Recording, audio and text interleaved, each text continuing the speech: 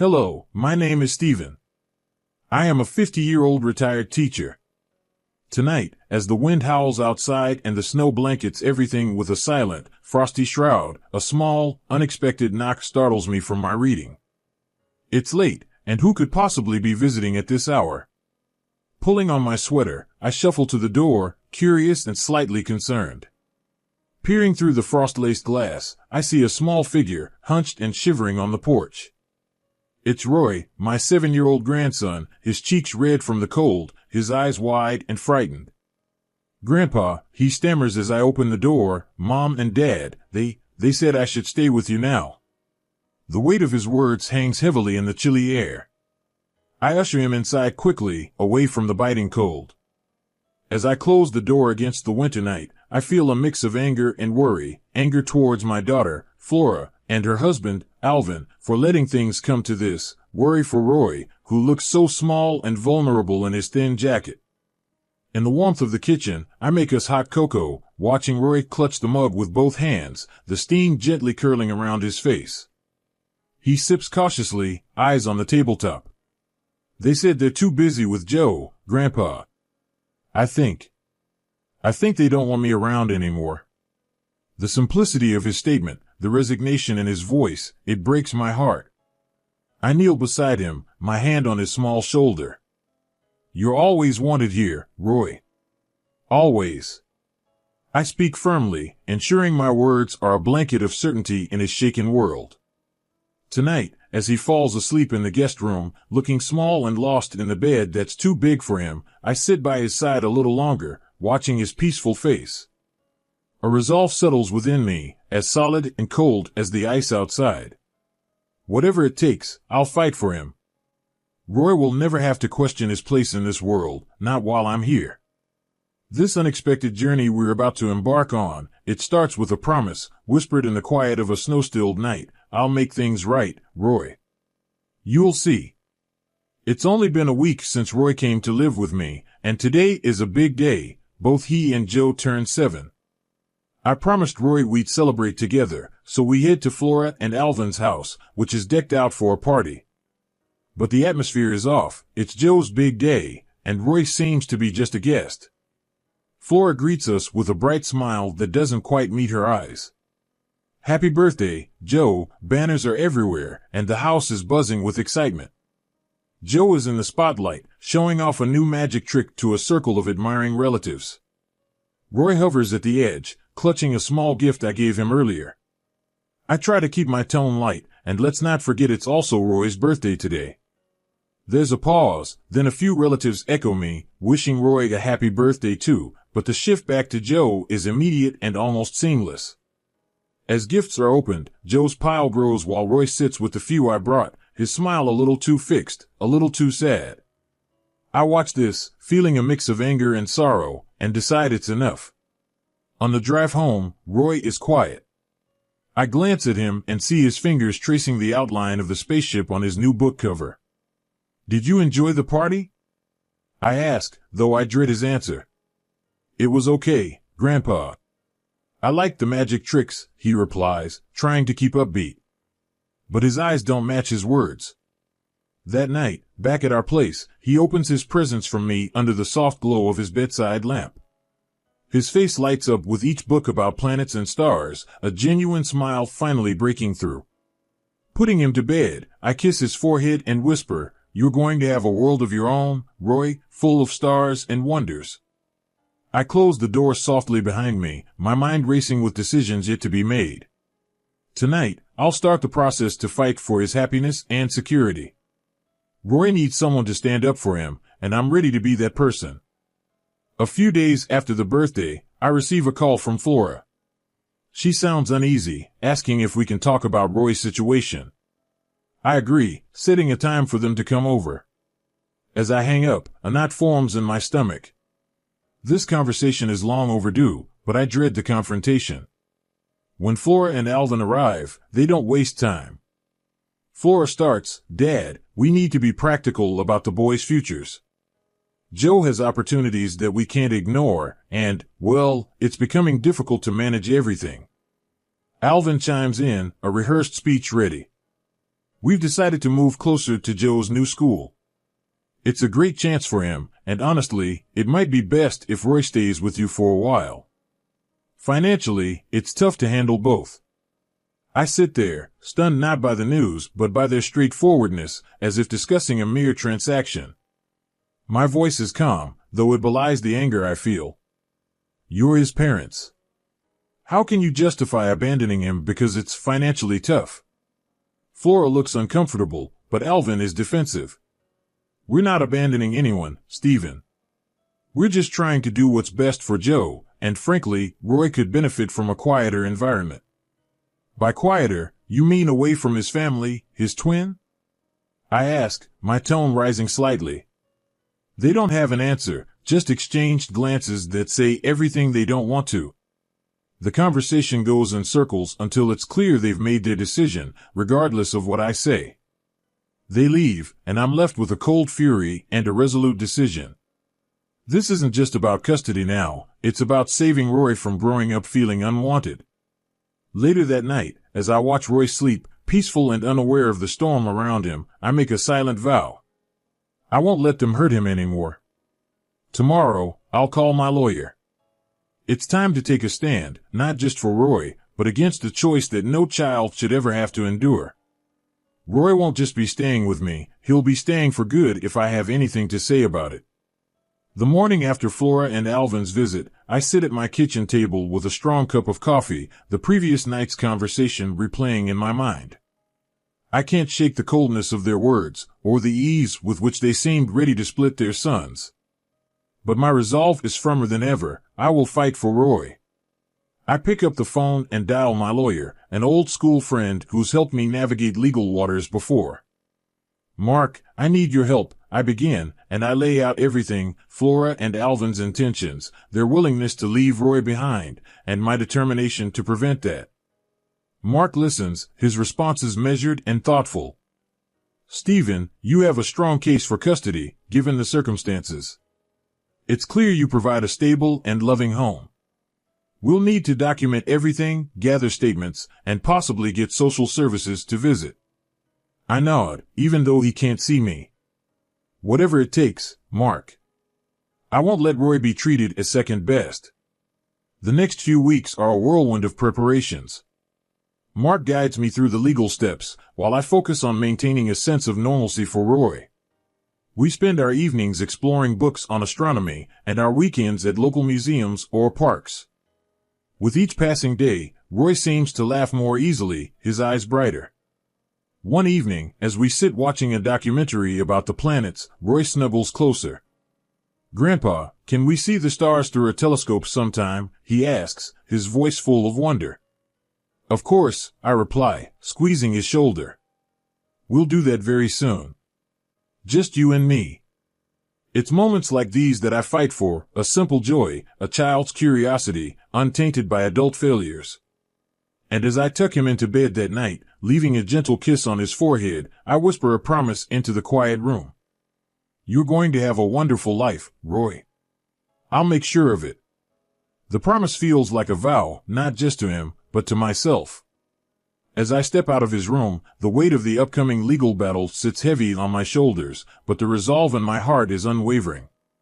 I will protect Roy, no matter the cost. A few weeks into our routine, on a brisk evening, I pick Roy up from school. As he climbs into the car, I notice right away that something's off. His usual chatter about his day is absent, and his small face looks more drawn than usual. Everything okay, buddy? I ask as we drive. He nods, but it's half-hearted. I'm just tired, Grandpa, he murmurs, staring out the window. When we get home, I notice him wince as he takes off his backpack, and I see a bruise on his arm. My heart tightens. Roy, how did this happen? My voice is gentle, trying not to alarm him. It's nothing. I just fell down, he replies, but his eyes don't meet mine. I kneel down to his level, placing my hand on his shoulder. You know you can tell me anything, right? I'm here to help you. After a pause, he finally looks at me, his eyes welling up. Some kids pushed me down. They said it's because I don't have a real family. Anger and sorrow wash over me in equal measures. This goes beyond Flora and Alvin's neglect. It's affecting Roy in ways I hadn't even considered. That night, after Roy goes to bed, I call Mark. We need to speed up the custody process, I tell him, recounting what happened. He's not just neglected at home, it's spilling into his school life. He's suffering. Mark agrees, his tone resolute. I'll push for an emergency hearing. We can't let this drag on. Roy needs stability and safety, now more than ever. The following day, I meet with Roy's teachers and the school principal to discuss the bullying. They are supportive and promise to address the issue immediately. I feel a small relief, but know the real solution lies in changing his home life permanently. As I tuck Roy into bed that night, watching him drift into a troubled sleep, my determination solidifies. This battle for custody isn't just about legal rights, it's about giving Roy a chance to grow up loved and secure. I won't fail him. The next few days are a blur of activity. After speaking with Mark, he arranges for an emergency hearing, citing the urgency of Roy's situation. We gather documentation, statements from his school, and my own detailed accounts of Roy's condition when he first came to me. The evidence paints a clear picture of neglect and emotional harm. On the morning of the hearing, we arrive at the courthouse, an imposing building of marble and echoes. Roy clings to my hand, his small face anxious. "What's going to happen, Grandpa?" he whispers as we wait outside the courtroom. I squeeze his hand reassuringly. "We're going to talk to a judge who will help us make sure you're safe and happy. I'm here with you, every step." Inside the courtroom, the atmosphere is tense. Flora and Alvin are already there, looking uneasy. When proceedings begin, it's a back and forth of legal arguments. Mark is calm and precise, presenting the facts clearly. Flora and Alvin's lawyer attempts to downplay the situation, but the evidence is hard to refute. The judge, a stern woman with a sharp gaze, listens intently, occasionally asking pointed questions. At one point, she addresses Roy directly, her voice softening. "How do you feel about staying with your grandfather?" she asks. Roy looks at me, then back at the judge. "I want to stay with Grandpa," he says firmly. "He takes care of me." The session stretches on, but finally, the judge calls for a recess. We step outside, and I feel Roy's tension ease a bit. "Did I do okay?" he asks. "You did great," I assure him, proud of his bravery. When we're called back in, the judge is ready with her decision. She speaks of the paramount importance of a child's well-being and safety.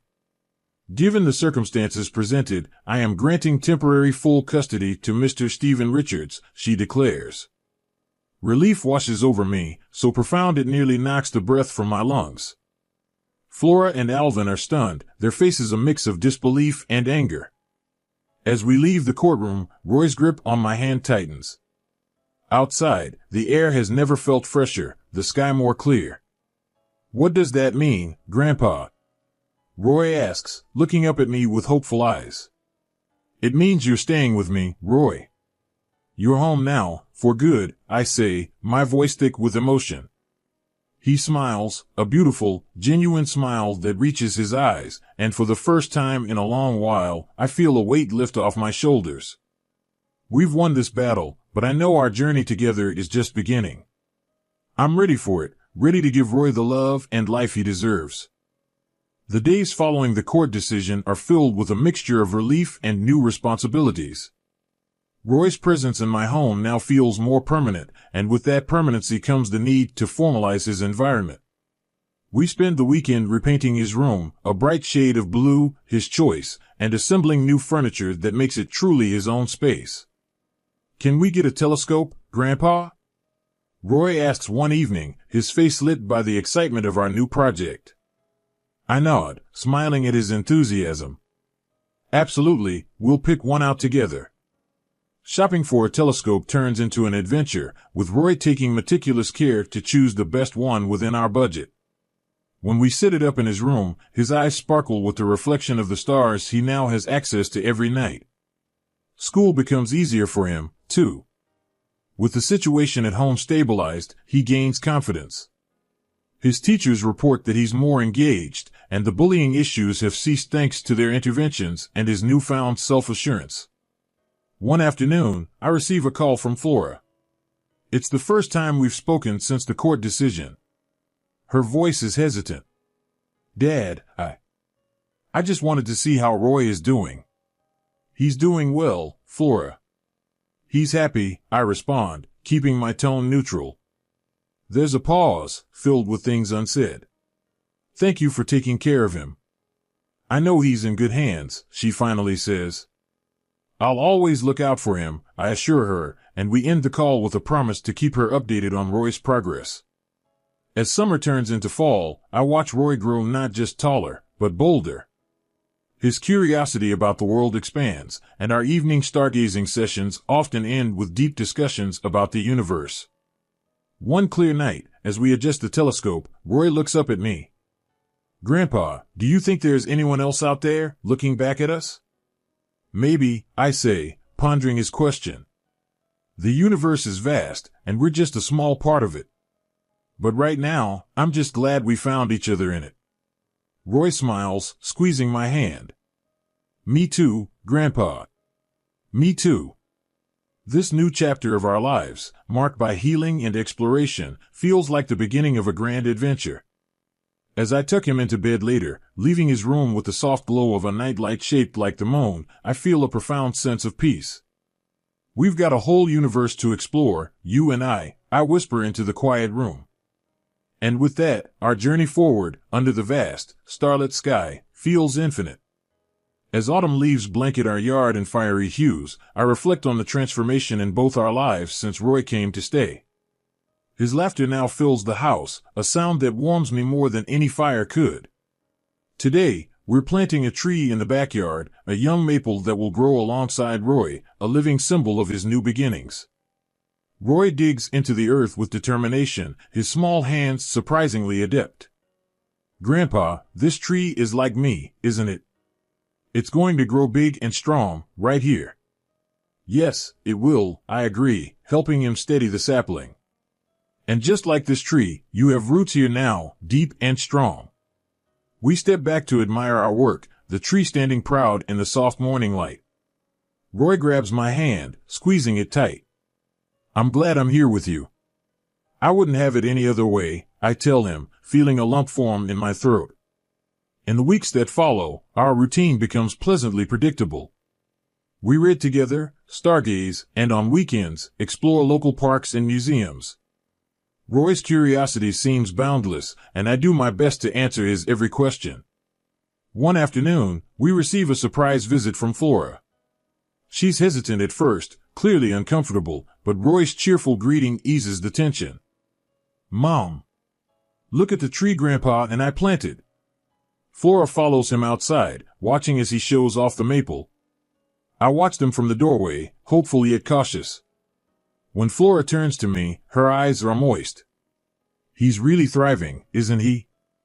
He is, I confirm. He's happy here. Flora nods, taking a deep breath. I can see that. I just wanted to say thank you, Dad. For everything. We're family, I reply simply. We look out for each other. She stays for tea, talking and laughing with Roy, a hint of the old warmth between us returning. When she leaves, Roy looks thoughtful. Grandpa, do you think Mom will be okay? I think so, Roy. Sometimes, just like trees, people need a bit of time and space to find their way back to health. Roy nods, understanding more than I give him credit for. As the day fades into evening, we sit on the porch, watching the sky turn from blue to shades of pink and purple. Grandpa, do you think my tree will reach the sky one day? Roy asks, gazing at the young maple. Maybe, I smile, squeezing his shoulder. But no matter how tall it grows, it'll always be rooted right here, with us. Roy leans against me, content. Good. This is home. As the stars begin to twinkle above, I realize that this journey, though filled with unexpected turns, has brought us to a place of healing and hope. Here, with Roy, I've found a purpose that stretches beyond the years I have left, a legacy of love and care that will outlive me. In this quiet moment, under the vast, expanding sky, I know we are exactly where we are meant to be.